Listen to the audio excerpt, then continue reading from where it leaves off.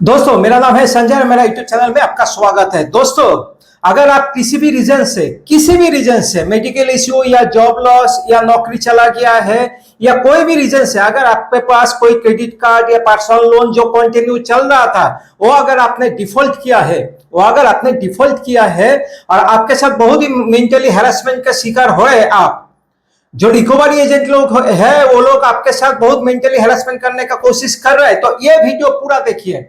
ये वीडियो अगर पूरा देखेंगे तो आपको पूरा जानकारी मिल जाएगा जो ये क्रेडिट कार्ड या पर्सनल लोन क्या होता है, इसके कारण क्या आपका घर जब्त हो सकता है या आपका संपत्ति जब्त हो सकता है या आपका कोई भी संपत्ति है वो क्या सील हो सकता है, क्या हो सकता है आपके साथ। अगर कोई रिकवरी एजेंट आके आपको बोल रहा है जी हाँ आपका संपत्ति में हम लोग जब्त कर लेंगे, आपका घर सील कर देंगे वगैरह वगैरह, ये सब कर रहा है, और अगर बोल रहा है जो आपको लेके पुलिस का उठा देंगे, ये सब अगर धमकी दिया जा रहा है आपके साथ, आपका फैमिली मेंबर के साथ, तो आगे जाके अगर आप क्रेडिट कार्ड या पर्सनल लोन डिफॉल्ट करते हैं तो आगे जाके आपको कौन कौन सा मुसीबत का शिकार हो सकता है या कौन सा आईन कानून के अंदर आपको आ सकते हैं जिसके लिए आप बहुत मुसीबत में पड़ सकते हैं। आज आपको पूरा जानकारी दूंगा और इस मुसीबत से कैसे आप बाहर निकल सकते हैं उसके बारे में भी मैं आपको जानकारी दूंगा।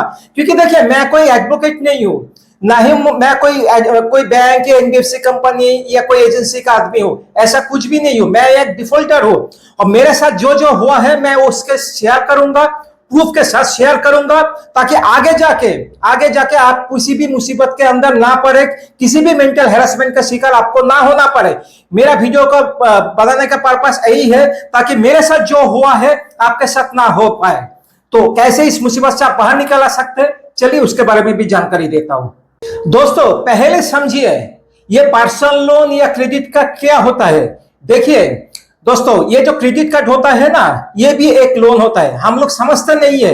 क्योंकि देखिए, ये जो क्रेडिट कार्ड होता है ना, इसमें एक लिमिट मिलता है, जैसे 1 लाख 2 लाख, वही आपका लोन है। और वो कौन सा लोन है जानते हैं?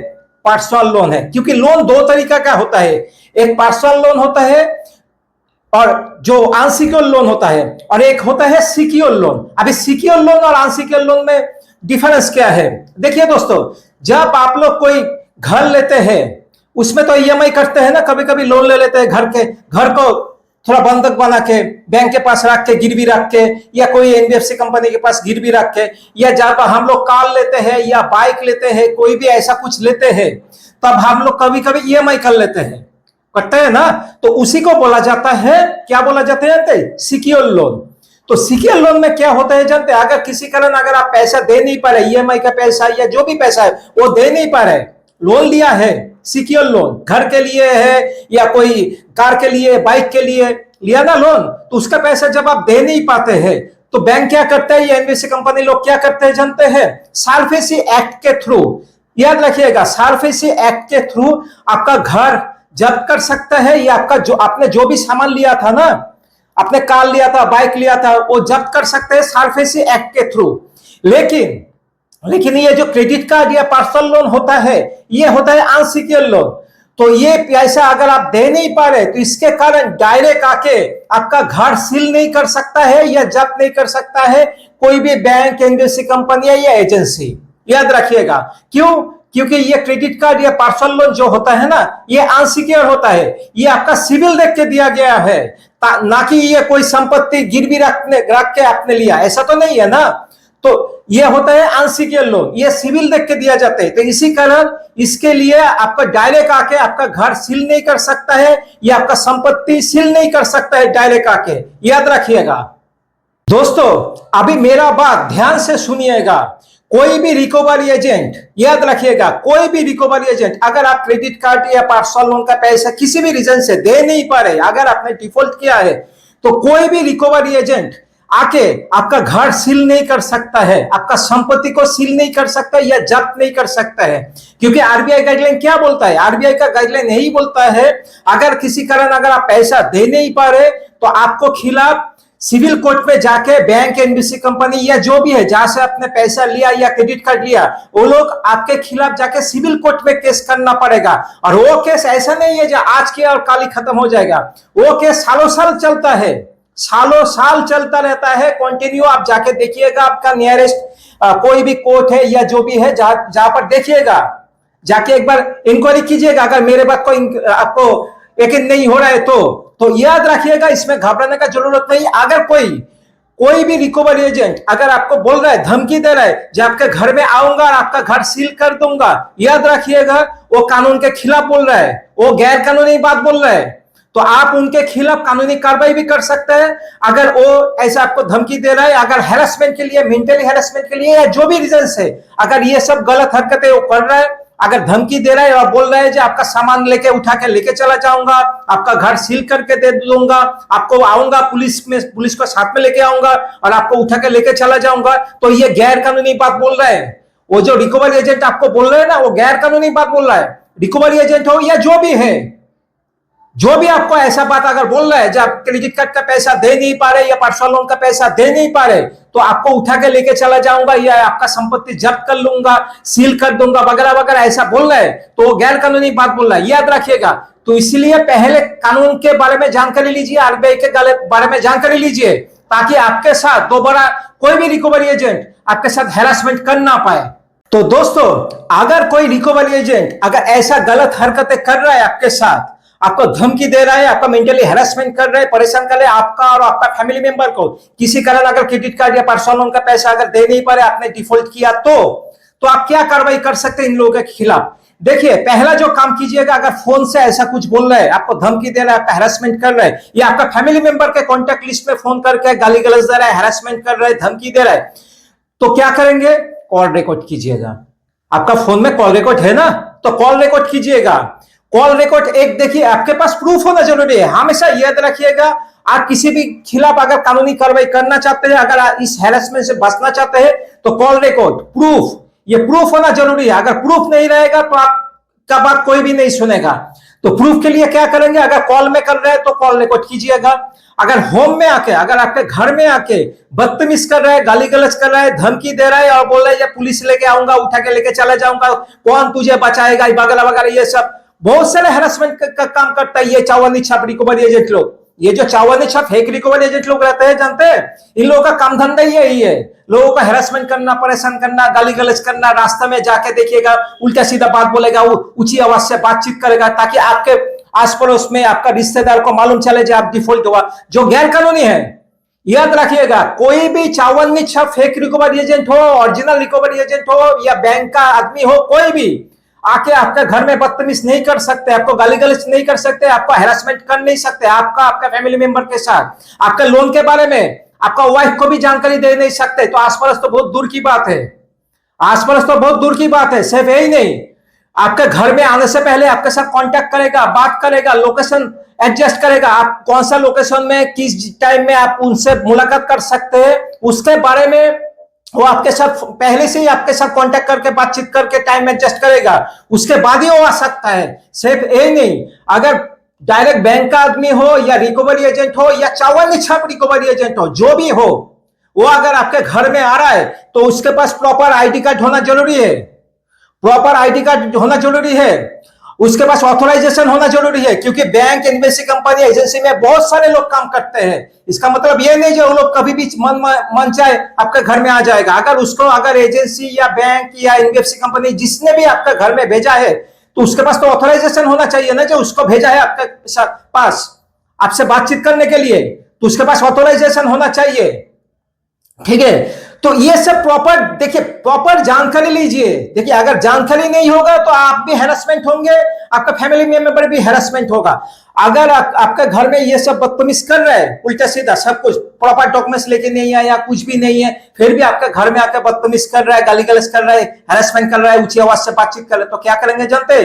फोन है ना, स्मार्टफोन है आपके पास या आपका फैमिली मेंबर के पास, तो रिकॉर्डिंग कीजिए। अगर घर में सीसी कैमरा है तो अच्छी बात है, अगर नहीं है तो फोन लेके वीडियो रिकॉर्डिंग कीजिए, फोन लेके वीडियो रिकॉर्डिंग कीजिए। अगर वो बंदा आके आपके जैसे आप वीडियो रिकॉर्डिंग करेंगे, आपको क्या बोलेंगे जानते हैं? बोले अरे मेरा परमिशन नहीं लेके आप वीडियो रिकॉर्डिंग क्यों कर रहे, बंद कीजिए, बंद कीजिए। क्यों बोल रहे हैं जानते हो? क्योंकि वो गलत काम करने आया है, वो गलत काम करने आया है। आप वीडियो रिकॉर्डिंग कर रहे हैं ना, उसका प्रूफ और रिकॉर्डिंग हो जाएगा, तो गलत काम कैसे करेगा? इसीलिए आपको रिकॉर्डिंग करने में बाधा प्राप्त कर रहा है। तो इसलिए याद रखिएगा, हमेशा वीडियो रिकॉर्डिंग कीजिएगा। अगर ऐसा ऊंची आवाज से वो बोल रहा है कि वीडियो रिकॉर्डिंग बंद कीजिए, बंद कीजिए, बंद कीजिए, तो आप क्या बोलेंगे जानते हैं? आपका ऑफिस में भी, आपका बैंक में भी, आपका एजेंसी में भी, आप जहां पर काम करते हैं उधर में भी सीसी कैमरा लगा के रख दिया, तो हर आदमी को क्या पूछ पूछ के आप रिकॉर्डिंग करते हैं? नहीं तो किस लिए आपने सीसी कैमरा लगाया है? आपने सुरक्षा के लिए। तो मैं भी जो रिकॉर्डिंग कर रहा हूं अपना सुरक्षा के लिए मैं रिकॉर्डिंग कर रहा हूं, ऐसे बोलिएगा। जब मेरा सुरक्षा के लिए मैं रिकॉर्डिंग कर रहा हूं, अगर आप कुछ गलत काम नहीं कर रहे तो आपको फोन का कैमरा देख के क्यों डर आ रहा है? क्यों मन के अंदर डर आ रहा है आपको? क्यों इतना डर रहे हैं आप कैमरा देख के? अगर आप कुछ गलत काम नहीं कर रहे तो ऐसा बोलिएगा, डट के सामना कीजिएगा। आपने कोई चोरी या डाका नहीं डाला है, क्रेडिट कार्ड या पर्सनल लोन लेना कोई जुर्म का बात नहीं है, याद रखिएगा। आपका सिविल अच्छा था इसीलिए सामने से आपको क्रेडिट कार्ड या पर्सनल लोन दिया गया है। आपका पैन कार्ड, आधार कार्ड के बेसिस के ऊपर, आपके सिविल के बेस के ऊपर आपको क्रेडिट कार्ड, पर्सनल लोन दिया गया है। अगर आप चोर गुंडे बदमाश होते तो आपको यह सब नहीं देता, नहीं देता। आपका सिविल खराब होता तो आपको नहीं देता। आप आस पड़ोस में ढूंढ के देखिए किन किन लोगों को क्रेडिट कार्ड या पर्सनल लोन मिलता है, देखिए ना ढूंढ के एक बार जाके।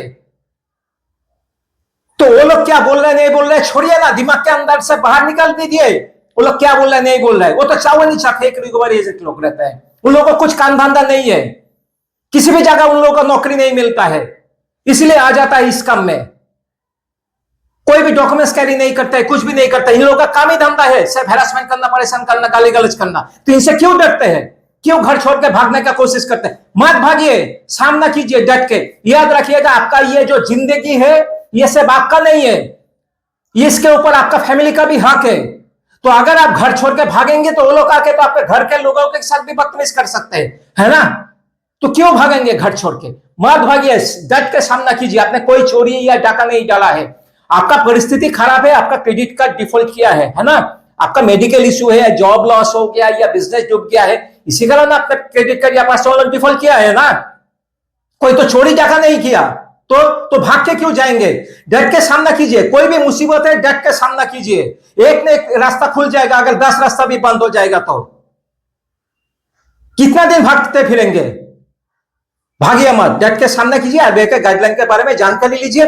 देखिए मैं हमेशा बोलता हूं, अगर आपको बहुत मन के अंदर बहुत बुरा बुरा उल्टा सीधा मतलब भावना चिंता ये सब आ रहा है, आपका गलत गलत आ रहा है मन के अंदर, दिमाग के अंदर, इन लोगों के लिए, इन लोगों जो परेशान कर रहे हैं, तो एक काम कीजिए ना, एक हफ्ते के लिए किसी दूसरे जगह चले जाइए जहां पर जाके आपको सुकून मिले।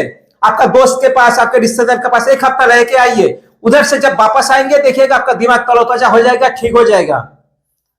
उसके बाद क्या करेंगे? याद रखिएगा पैसे से ही हल निकलेगा। तो इसके लिए क्या करना पड़ेगा? इसके लिए ऐसा नहीं गलत काम कीजिए, इसके लिए कोई भी काम धंधा करने का कोशिश कीजिए, कोई भी छोटा मोटा काम धंधा करने का कोशिश कीजिए। उस काम धंधा से पहले फैमिली चलाइए, उसके बाद थोड़ा थोड़ा थोड़ा थोड़ा करके पैसे का जमा कीजिए, पैसे का जमा कीजिए। जैसे ही आपका अकाउंट एनपीए हो जाता है, 3 महीना हो जाता है, एनपीए हो जाता है, 6 महीना, 9 महीना, 10 महीना हो जाता है, आपका अकाउंट राइट ऑफ हो जाता है, उसके बाद अच्छा खासा सेटलमेंट का ऑफर मिलना शुरू हो जाता है। तो सेटलमेंट करके मैटर को क्लोज कर दीजिएगा बाद में जाके। उसमें 6 महीना, 1 साल, 2 साल, जब भी जितना भी टाइम लगे लगने दीजिए ना। तो इतना घबराने का जरूरत नहीं है। देखिए मैं हमेशा बोलता हूं, अगर आपके पास पैसा है तो फुल पेमेंट दे दीजिए ना। अगर आपके पास पैसा है तो फुल पेमेंट देकर ये झंझट से बाहर आ जाइए। लेकिन अगर आपके पास पैसा नहीं है, अगर आपके पास पैसा नहीं है तो थोड़ा थोड़ा करके पैसे का इंतजाम कीजिए। जैसे ही अच्छा खासा सेटलमेंट का ऑफर मिलेगा, सेटलमेंट करके मैटर को क्लोज कर दीजिएगा। लेकिन इस चावल इच्छा फेक रिकवरी से कभी भी मत डरिएगा। वीडियो रिकॉर्डिंग कीजिएगा, कॉल रिकॉर्डिंग कीजिएगा। अगर बदतमीज कर रहे हैं, गाली गलौज कर रहे हैं, हैरेसमेंट कर रहे हैं, वो एक प्रूफ होता है। उस प्रूफ के साथ पहले बैंक का जो नोडल ऑफिसर होता है या कोई भी एनबीएफसी कंपनी जहां से आपने क्रेडिट कार्ड या पर्सनल लोन लिया है, उस नोडल ऑफिसर को पहले कंप्लेन कीजिए, प्रूफ के साथ कंप्लेन कीजिए। उसके बाद वो लोग अगर कार्रवाई किया तो अच्छी बात है, अगर कार्रवाई नहीं किया तो उसके बाद जाके आरबीआई के वेबसाइट में जाके मेल करके आप कंप्लेन दर्ज कर सकते हैं। नियरेस्ट साइबर क्राइम थाना है या पुलिस स्टेशन है, उधर जाके भी आप कंप्लेन दर्ज कर सकते हैं प्रूफ के साथ। याद रखिएगा बैंक एनबीएफसी कंपनी वो लोग को पहले कंप्लेन कीजिएगा। वो लोग अगर कार्रवाई नहीं किया तो आरबीआई या पुलिस स्टेशन में जाकर कंप्लेन दर्ज कीजिएगा। और याद रखिएगा मेरे साथ बहुत बार ऐसा हुआ है, और मैंने जब आरबीआई में जाकर कंप्लेन दर्ज किया तो आरबीआई ने इसके ऊपर कार्रवाई जरूर किया, आरबीआई इसके ऊपर कार्रवाई किया। तो इसलिए डरिए मत, जो भी है डट के सामना कीजिए। पैसे है तो फुल पेमेंट दे दीजिए, अगर नहीं है तो सेटलमेंट करके मैटर को क्लोज कर दीजिए। अगर मुझसे बातचीत करना चाहते हैं, देखिए इधर व्हाट्सएप नंबर है, इस नंबर पे फोन मत कीजिएगा, व्हाट्सएप मैसेज कीजिएगा। मैं शाम 6 बजे के बाद आपको कॉल बैक कर लूंगा। धन्यवाद। जय हिंद।